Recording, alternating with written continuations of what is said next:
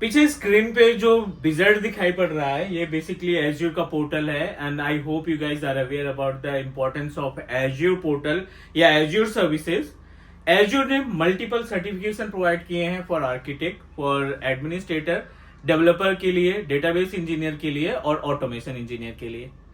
लेकिन इसमें जो सबसे इंपॉर्टेंट और मोस्ट कॉमन प्रोफाइल है वो है एज्योर एडमिनिस्ट्रेटर की। उसके पीछे बहुत सारे रीजंस हम दे सकते हैं कि why Azure administrator is really important profile in compare of other types of certification or profile provided by Microsoft azure.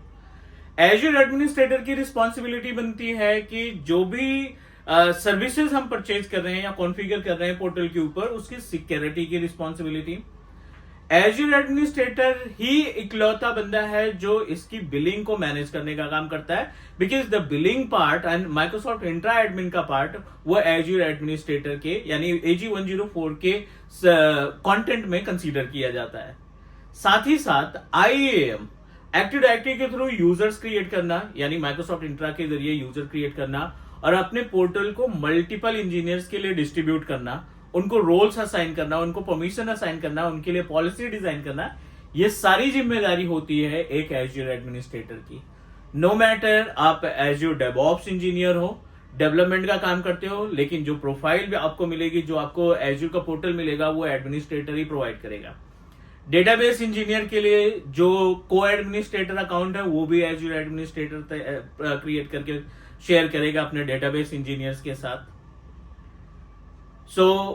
आज की इस वीडियो में हम बात करने वाले हैं एज्योर के एक सबसे इंपॉर्टेंट टॉपिक के बारे में, सबसे इंपॉर्टेंट लैब के बारे में, प्रोजेक्ट के बारे में, जो मोस्ट ऑफ द इंजीनियर्स जानना चाहते हैं कि how it can perform the task, right. So how we can implement, क्या प्रीरिक्विजिट्स होती हैं, किस तरीके से इसको इंप्लीमेंट किया जाता है।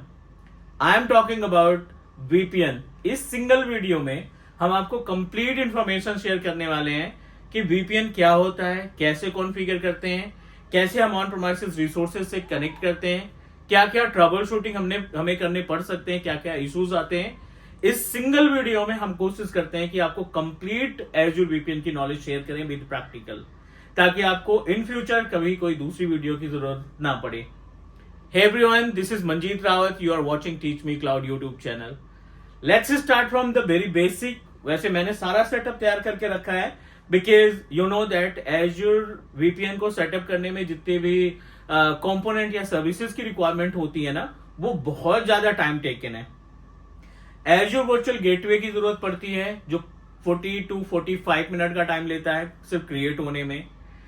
इसमें हम 2 से 3 तरीके के VPN को सेटअप कर सकते हैं अपने ऑन प्रीमाइसेस से। हर एक मेथड कम से कम 15 से 20 मिनट का टाइम लगता है उस मेथड को कंप्लीट होने में। मतलब अगर हम टोटल मिला के देखें इस प्रैक्टिकल को, सो कम से कम आपको 1.5 आवर लेकर चलना पड़ेगा to implement the practical of VPN। But उसके पहले कॉन्सेप्ट, क्योंकि हमारा सेटअप रेडी है, मैं आपको वैसे भी गाइड करूंगा कि अगर आप बिल्कुल फ्रेश तरीके से स्क्रैच से क्रिएट करना चाहते हैं तो क्या क्या स्टेप्स लगेंगे। VPN समझते हैं। एज्योर पोर्टल पे VPN को स्टैब्लिश करने के लिए सबसे पहला जो टास्क है, जो हमारी रिस्पॉन्सिबिलिटी बनती है VPN को सेटअप करने के पहले, आपकी जिम्मेदारी है कि आप पहले एक डेडिकेटेड VNet क्रिएट करो। And I hope you guys are aware about the VNet। VNet क्या होता है, किस तरीके से इसको मैनेज किया जाता है। ये पोर्टल पे हमने ऑलरेडी VNet तैयार कर रखा है। आप देखिए यहाँ पे कॉर्नर पे VNet का ऑप्शन है। अगर मैं इस पे क्लिक करता हूं तो it will give us information related to the VNet that I created. और इस VNet में जो VNet नाम हमने दिया है, बेसिकली VPN VNet के नाम से हमने नाम दिया था, और इसको ओपन करा लेते हैं। जैसे नॉर्मल VNet तैयार करते हैं वैसे ही आपको एक VNet क्रिएट कर लेना है। बस इस VNet में थोड़ी सी खासियत ये है कि इस VNet के अंदर आपको 2 सबनेट रखने हैं। आप सेटिंग में जाएंगे तो आपको सबनेट की डिटेल्स दिखाई पड़ जाएगी कि नंबर ऑफ सबनेट्स आपने कितने बना रखे हैं। I am just going to click on subnet. बिल्कुल बेस से समझते हैं इनको, because this is really important for us.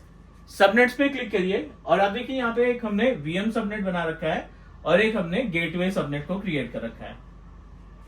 VM subnet में 192.168.1.0 स्लैश करके 26 मेंशन किया है और गेटवे में 192.168.1.64 स्लैश 26 को हमने मेंशन किया है। तो इसमें जो भी ऑप्शन है वो हमने इस्तेमाल करना है।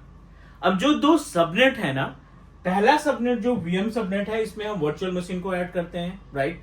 नंबर ऑफ रिसोर्सेज जो आप अपने ऑन प्रेमाइसेस से कनेक्ट करना चाहते हैं, डेटाबेस भी हो सकता है, आपका होस्टिंग हो सकती है, एंड पॉइंट भी हो सकता है, कुछ भी, जो भी सर्विसेज आप इस वीएम वीनेट में ऐड करेंगे वो आपके ऑन प्रेमाइसेस से वीपीएन के जरिए कनेक्ट होना स्टार्ट हो जाएगी। पहला टास्क आपने वीपीएन बनाना है, गेटवे बनाना, वीपीएन वीनेट बनाना है वीपीएन के लिए, उसके अंदर 2 सबनेट लगाने हैं। ये टास्क कंप्लीट करते ही आप अगले स्टेप पे मूव करेंगे। वीनेट बनाया, 2 सबनेट बनाया, अब अगला टास्क होगा वर्चुअल नेटवर्क गेटवे क्रिएट करने का। इसी की हम बात कर रहे हैं कि वर्चुअल नेटवर्क गेटवे को बनने में अप्रोक्सीमेटली 45 मिनट्स का टाइम लगेगा आपका, ठीक है ना। सो हमने क्या किया, यहाँ पे एक वर्चुअल गेटवे को स्टैब्लिश कर रखा है। आप यहाँ पे क्लिक करेंगे वीपीएन गेटवे पे, तो ये आपको वर्चुअल गेटवे की लिस्ट बता देगा कि कौन कौन सा गेटवे हमने अभी इस पे सेटअप किया है। It will give us information related to the virtual gateway. Virtual gateway जो हमने तैयार किया है with name of VPN gateway के नाम से, उसी वीनेट में जो सबनेट अटैच किया था उसी सबनेट में हमने इस गेटवे को अटैच कर दिया। अब आप इसको ओपन करेंगे, ये फाइनल स्टेप होगा। यहां पे आपको मेथड डिसाइड करना है कि किस मेथड के जरिए आप वीपीएन को कॉन्फ़िगर करने का प्लान कर रहे हैं।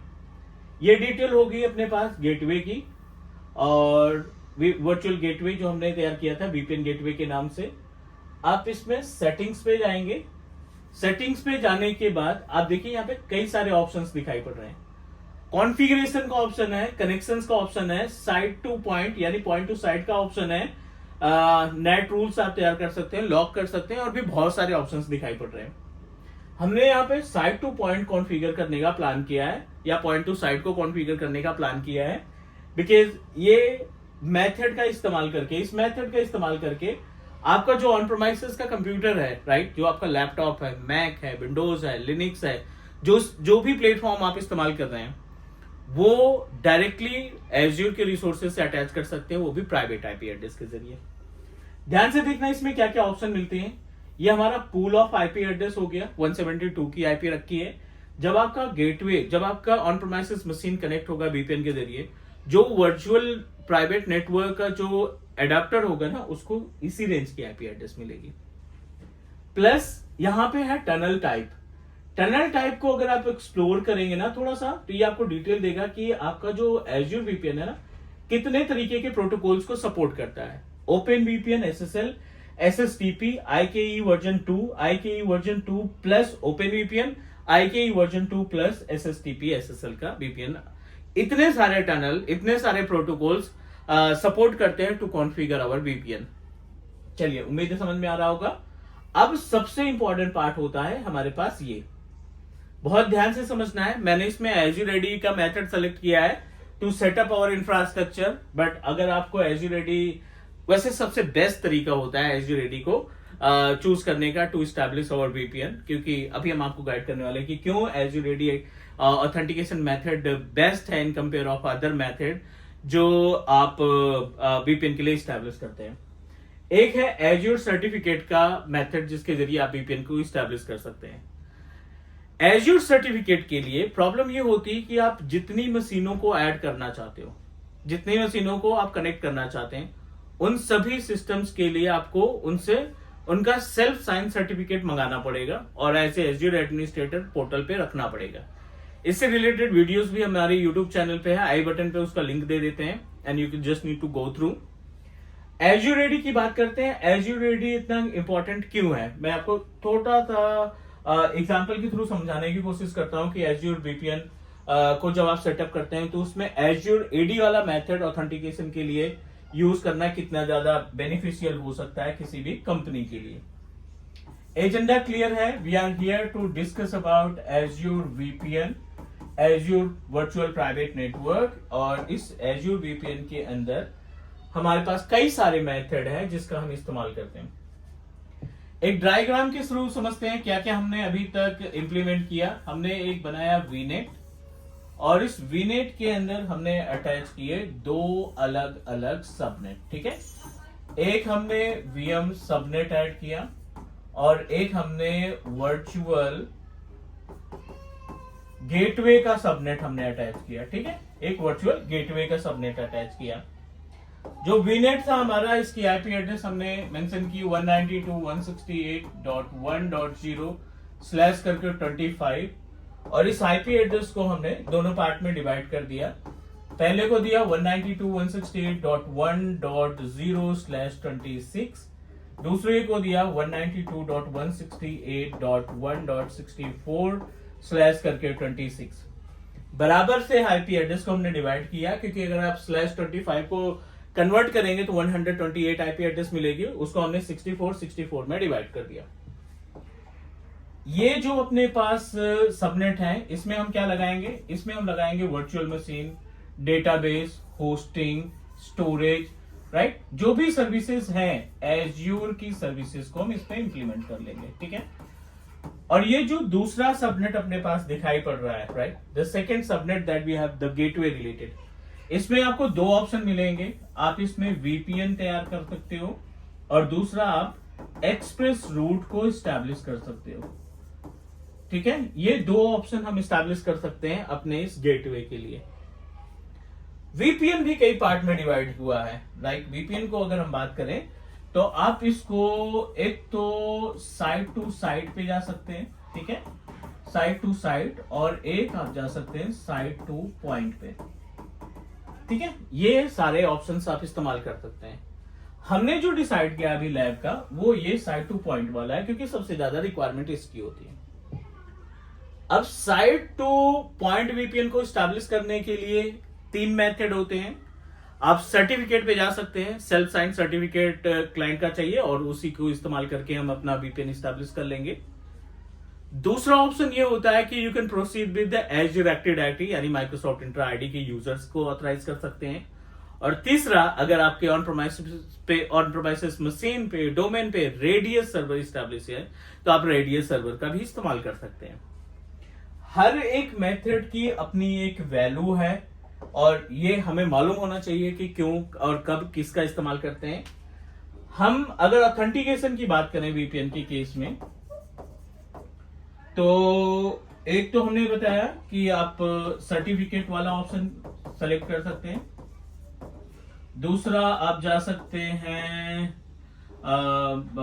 एज्यूर एडी के थ्रू, और तीसरा आप जा सकते हैं रेडियस सर्वर के थ्रू, ठीक है। तो अब एडी सबसे इंपॉर्टेंट है। एडी इसलिए इंपॉर्टेंट है क्योंकि जो आपका यूजर है ना, जो आपके एज्यूर एडी पे जो यूजर और पासवर्ड आपने तैयार किया है, उसी यूजर आईडी पासवर्ड का इस्तेमाल क्लाइंट करेगा। क्लाइंट अपने सिस्टम में एज्यूर का क्लाइंट, एज्यूर वीपीएन का क्लाइंट डाउनलोड करेगा, और डाउनलोड करने के बाद इसी मेथड के जरिए, एज्यूर एडी के यूजर के जरिए वो डाउनलोड करेगा। डाउनलोड करने के बाद वो इंस्टॉल कर लेगा, ठीक है। So let me show you. वैसे ये जो डिवाइस में यूज कर रहा हूं वो एंड्रॉयड है, बट आई डोंट थिंक इसके लिए एज्यूर वीपीएन होगा, बट उम्मीद है कॉन्सेप्ट समझ में आ गया होगा। मैं आपको एक बार दिखा देता हूं प्रैक्टिकल कैसे ये काम करता है। पोर्टल पे चलते हैं एक बार फिर से, एज्यूर वाला पोर्टल, और अब देखिए यहाँ पे एक ऑप्शन दिखाई पड़ रहा है, डाउनलोड क्लाइंट। वीपीएन क्लाइंट को डाउनलोड करो, और साथ ही साथ ये अभी थोड़ा सा टाइम लगेगा। मीनवाइल आप गूगल ओपन कर लो, और गूगल पे आपको टाइप करना है लाइक डाउनलोड, ठीक है, डाउनलोड एज्यूर वीपीएन क्लाइंट, ठीक है। आपको करना है एज्यूर वीपीएन क्लाइंट। आप ये छोटा सा टूल है, वैसे ये फाइल हमारी डाउनलोड हो गई जो उससे किया था एज्यूर पोर्टल से। आप स्टोर पे जाओ, this is the VPN client but for Windows operating system. हमें चाहिए एंड्रॉइड के लिए, आई डोंट थिंक एंड्रॉइड के लिए होगा, बट चेक कर लेते हैं अगर यहाँ पे ये वाला सपोर्ट कर गया तो। ऑप्शन नहीं आ रहा है, शेयरिंग का ऑप्शन आ रहा है, क्योंकि जो ऑपरेटिंग सिस्टम हम इस्तेमाल कर रहे हैं which is separate. I'll show you from system। चलिए यहां से हम चेक कर लेते हैं माइक्रोसॉफ्ट की साइट से कौन कौन से वर्जन के वीपीएन हमें मिल सकते हैं। यहाँ पे लिनक्स के लिए है और आपका विंडोज के लिए अवेलेबल है, ठीक है। लिनक्स एंड विंडोज बोथ के लिए अवेलेबल है। आई डोंट थिंक इस पे काम करेगा, so not an issue, I show you from my base machine. अपने सिस्टम के लिए इसको हम आपको गाइड कर देंगे कि how it can perform the task, ठीक है, which is not applicable for Android. So I show you using my screen, desktop की स्क्रीन को शेयर करके आपको दिखाते हैं कि how it can perform the task. Move करते हैं स्क्रीन पे ताकि हम आपको फाइनल प्रैक्टिकल दिखा सकें।